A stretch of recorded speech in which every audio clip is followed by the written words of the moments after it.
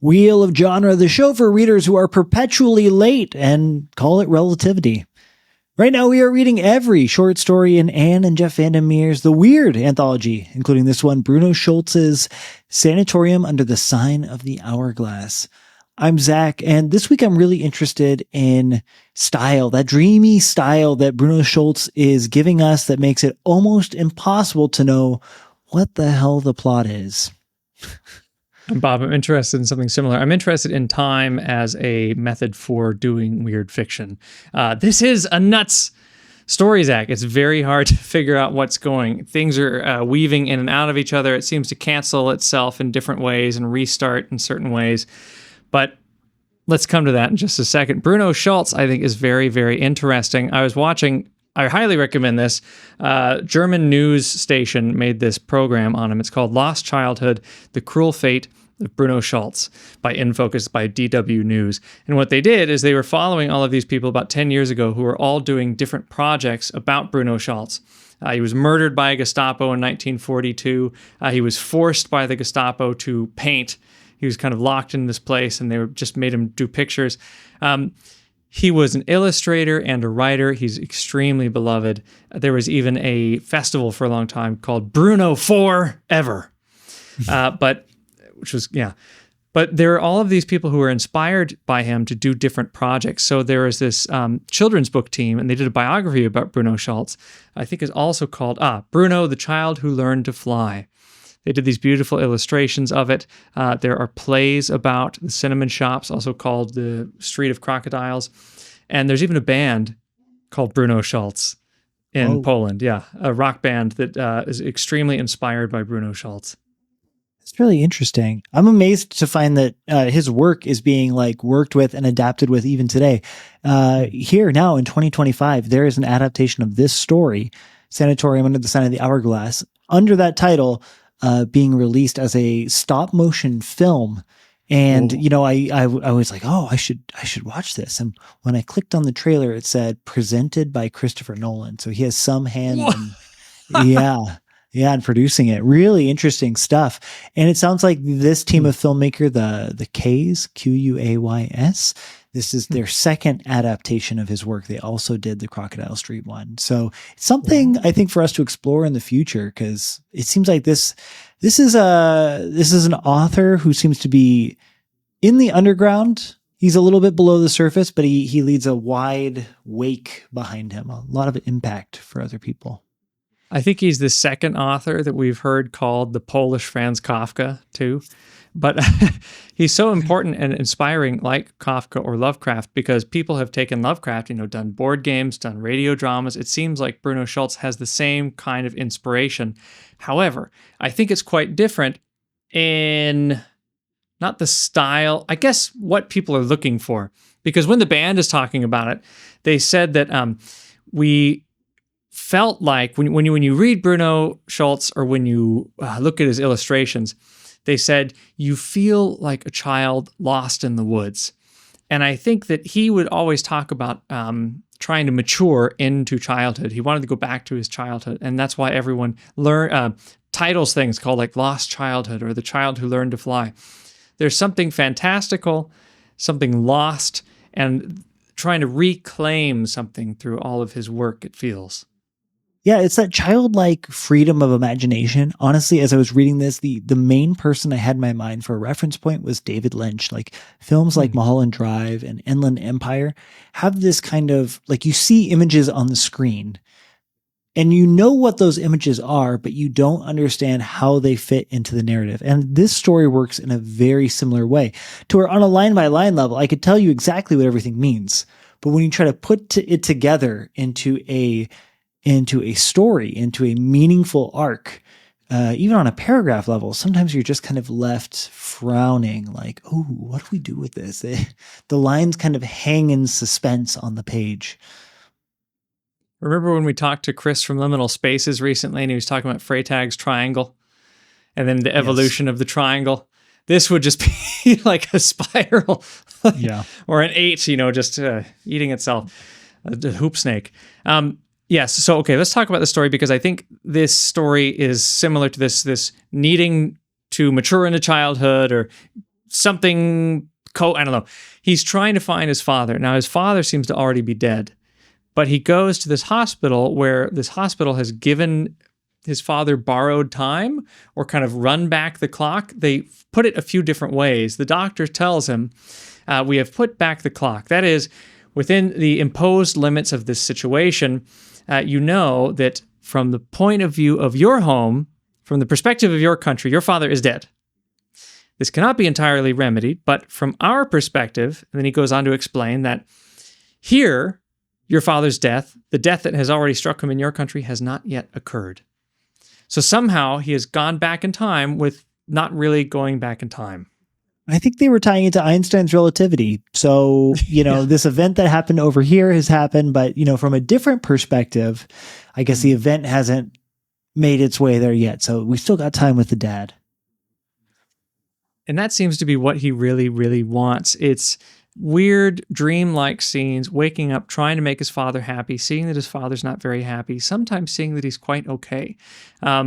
His father is, when he first comes to him, he's snoring in the bed. He seems like he's really gaunt. He's not being well taken care of. There's a draft in the room. He seems like he's definitely on the way out. The next day he sees him. He tells him, I've got a new hobby, and I'm going to open up a new shop. And he tells him to go look at the shop, but there's no sign on the shop. It's a weird kind of, not exactly nostalgic, but looking back on memories of someone who is lost, trying to keep them while also being tricked by that nostalgia. I mean, here, there's no nostalgia. It's just all happening. But it feels like sometimes he thinks his father is still with him, and then he thinks that it's kind of false, and it's a false promise. I almost got the sense that there was two fathers. One curled up, described as like a small child at the foot of his bed, and the other out running the shop and kind of complaining that, oh, it's just, it's getting to be too much for me, but I'm still out there working hard every day. Like different time periods of his memories of his dead father are all coexisting in the room together in a really interesting collage. And he uses the exact same phrase that you just did, two fathers. He says, I started to think that I had two fathers. He says, how do I reconcile all this? Has father been sitting in the restaurant, driven there by an unhealthy greed? Or has he been lying in bed, feeling very ill? Are there two fathers? Nothing of the kind. The problem is the quick decomposition of time no longer watched with incessant vigilance. And I think this is where it gets very, very weird. This is where weird fiction is playing with time. He talks about space, and it's okay to mess with space. But now that this doctor, I think his name is Dr. Goddard, now that Dr. Goddard has made this new procedure, he has a mechanism that can give you back time. When we start to mess with time, it gets almost horrifying. So he gets what he wants, but it's also horrifying or too weird, He says, it sounded good, but what does it come to in reality? Does anyone here get time at its full value, a true time? Time cut off from a fresh bolt of cloth, smelling of newness and dye? Quite the contrary. He likes that. It is used up time, worn out by other people, a shabby time full of holes like a sieve. Sieve. I always mess up the pronunciation of that too. Sieve. They need a different way to spell it. So I guess I'm confused. I don't want to say I'm confused, but what do we think he's doing here? What is his goal? I'm very interested in like the overall pattern, but I'm curious how you see the fundamental question that he wants to explore with this story. Is this a piece to explore his relationship with his father? Because it goes beyond the father at some point. Is it a piece to explore the nature of time? Because at some point the time hijinks kind of seem to stop? Or is it just an aesthetic mood that he's trying to plunder for all he can? I think it might be something essential to what he wants to do in his art and in his fiction. I don't know if this is true, but this is always the legend about Pascal's Pensée, the idea that he wrote all of these treatises. To give an example, Pascal's wager, that is in this book. It's better to believe in God because if you don't, nothing bad will happen. If you don't and you're wrong, you'll go to hell. If you do and you're right, anyway. So that's Pascal's wager. But the legend for that book You all know it. You all know it. Whatever. If you don't, just Google it. You'll figure it out. Yeah, Google exists. I just don't know how to use it. So apparently he wrote all of this and then cut it into pieces. I don't think this is true, but this is what I've been told. He cut it into pieces and then just went and then told his underling professors or like his assistant professors, put it together. So then they had to just arrange it themselves. But Pascal's sadism. What I noticed is that many of the people who are inspired by Bruno Schulz to do these things, they have a similar thing. So in this children's book, there are many illustrations where it's Bruno, and they always paint him with this giant head, but it's all of his art. Like he's trying to get away, he's trying to survive, and his art flies into the wind, and it's all of his things that he's drawn flying away. And that has happened because those murals that he painted got painted over, they've been stolen. His stuff has just been moved here, moved there, moved everywhere. His whole life seems kind of like a pastiche where people are trying to take pieces of it and make something of it. But they did that where everything is flying away. There's no way to put anything in order. Jonathan Safran Foer made a book based on the Street of Crocodiles or Cinnamon Shops.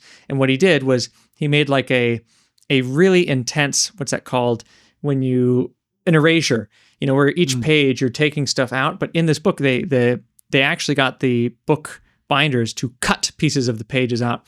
So when you open it, it's like pages that have all of these missing pieces, and you can put together whatever you want for this story. But I think that also is essential for this idea of Bruno Schulz. Many pieces torn apart, being put back together in different ways that can be interpreted in different ways. Really interesting. Like time. You just reminded me of, I just read some really interesting things about Bruno Schulz.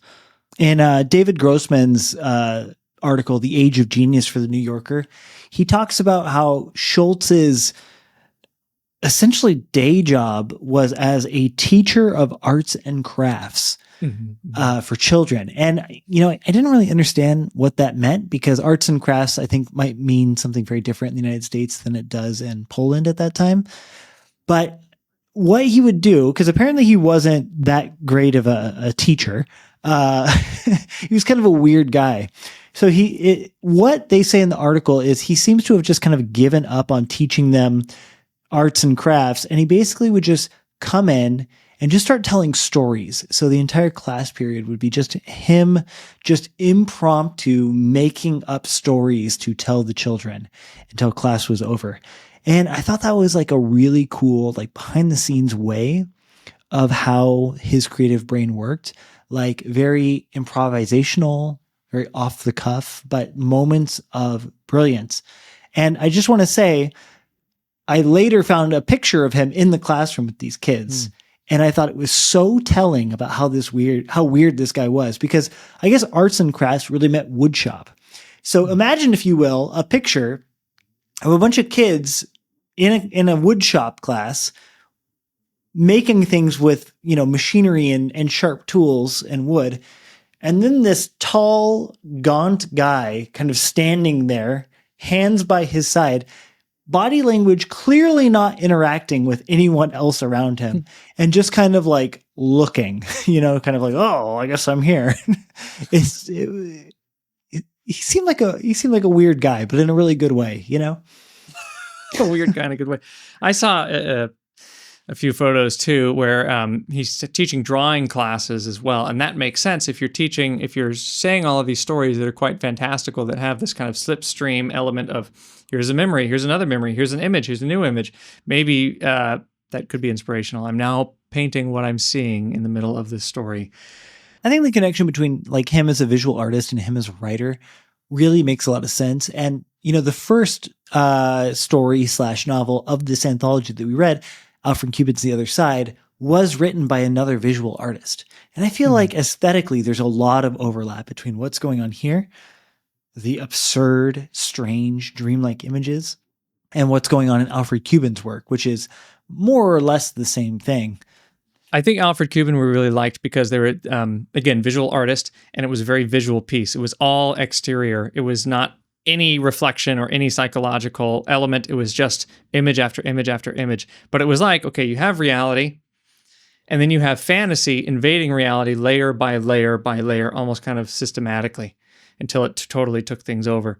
I feel like while this is a similar phenomenon with Bruno Schulz having things enter and twist, it becomes more complicated because it's almost like if you took someone's inner thoughts and then you just said, okay, that is reality, and put it out into reality, and it becomes physical. It becomes what you see around you, because when you experience life, you have a thought from 10 years ago, and then suddenly a thought from 2 minutes ago, and then a thought about the future, and then a thought about 24 years ago. That is just how we experience time and how we experience life constantly. If you took that and you made it real and you put it out in the world, I feel like that's what this story would feel like. It's like you took the inner mind and then you put it on the page, not just a, what's that called when you, James Joyce, Virginia Woolf, stream of consciousness. It's not stream of consciousness. It's different, because stream of consciousness is like putting someone in a fictional setting and then having them reflect on things, recollect on things, but also describe to you what's happening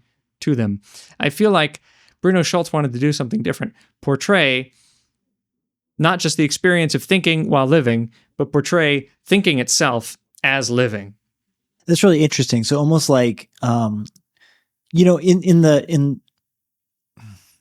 stream of consciousness writing, I kind of feel like there's like this babbling that's taking place, a kind of like unrestrained, unshaped flow of words. And I think that maybe if I understand you correctly, like Bruno Schulz is really interested in like these fantasies that kind of pop into our heads. And fantasies are always narrativized. You know what I mean? They're a little bit more shapely. They have form, as opposed to just kind of like the babble of stream of consciousness. I think you're exactly right, Zach. If you took the head and you filled it with a bunch of paper and you shook it up and then you just went, pshh, that's what this story kind of feels like. It's a piñata that has all of these fantasies, all of this content, all of these memories. You hit the piñata and then you just put it on a page. And it's disturbing for the main character so much that his reality starts to... You pull that the thread of the sweater and it comes undone.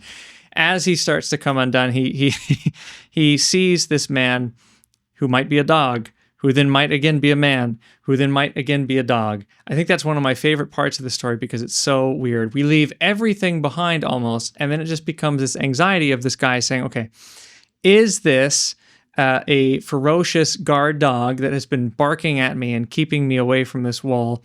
Or is it suddenly the bookbinder?